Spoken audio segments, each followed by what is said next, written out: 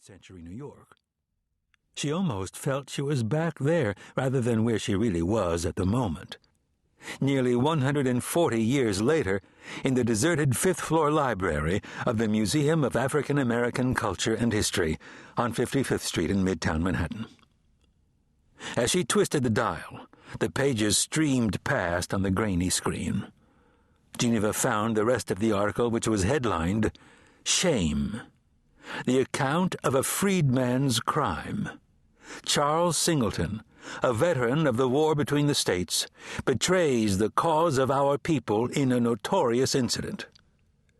A picture accompanying the article showed 28-year-old Charles Singleton in his Civil War uniform. He was tall, his hands were large, and the tight fit of the uniform on his chest and arms suggested powerful muscles. Lips broad, cheekbones high, head round, skin quite dark. Staring at the unsmiling face, the calm, piercing eyes, the girl believed there was a resemblance between them. She had the head and face of her ancestor, the roundness of his features, the rich shade of his skin. Not a bit of the Singleton physique, though. Geneva Settle was skinny as a grade school boy, as the Delano Project girls loved to point out. She began to read once more, but a noise intruded. A click in the room. A door latch?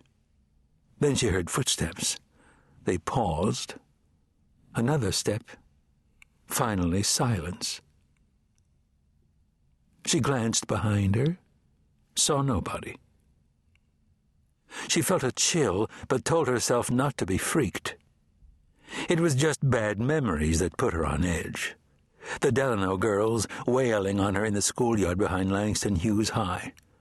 And that time Tanya Brown and her crew from the St. Nicholas houses dragged her into an alley, then pounded her so bad that she lost a back tooth. Boys groped, boys dissed, boys put you down, but it was the girls who made you bleed. Get her down, cut her, cut the bitch. More footsteps. Another pause. Silence. The nature of this place didn't help. Dim, musty, quiet. And there was no one else here, not at 8:15 on a Tuesday morning. The museum wasn't open yet. Tourists were still asleep or having their breakfasts, but the library opened at 8.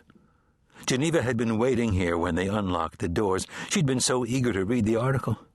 She now sat in a cubicle at the end of a large exhibit hall, where faceless mannequins wore 19th century costumes, and the walls were filled with paintings of men in bizarre hats, women in bonnets, and horses with whack, skinny legs.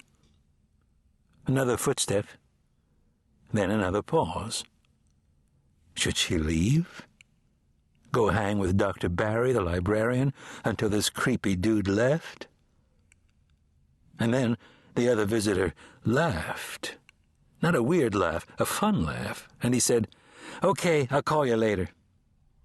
The snap of a cell phone folding up. That's why he'd been pausing, just listening to the person on the other end of the line. Told you not to worry, girl. People aren't dangerous when they laugh. They aren't dangerous when they say friendly things on cell phones. He'd been walking slowly because that's what people do when they're talking. Even though what kind of rude claimer'd make a phone call in a library? Geneva turned back to the microfiche screen, wondering, "You get away, Charles? Man, I hope so."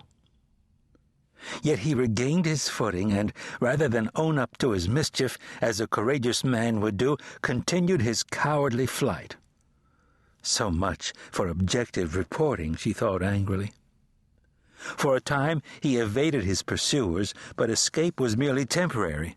A Negro tradesman on a porch saw the freedman and implored him to stop in the name of justice, asserting that he had heard of Mr. Singleton's crime and reproaching him for bringing dishonor upon all colored people throughout the nation. The citizen, one Walker Lokes, thereupon flung a brick at Mr. Singleton with the intent of knocking him down. However, Charles dodges the heavy stone and turns to the man, shouting, "I am innocent. I did not do what the police say."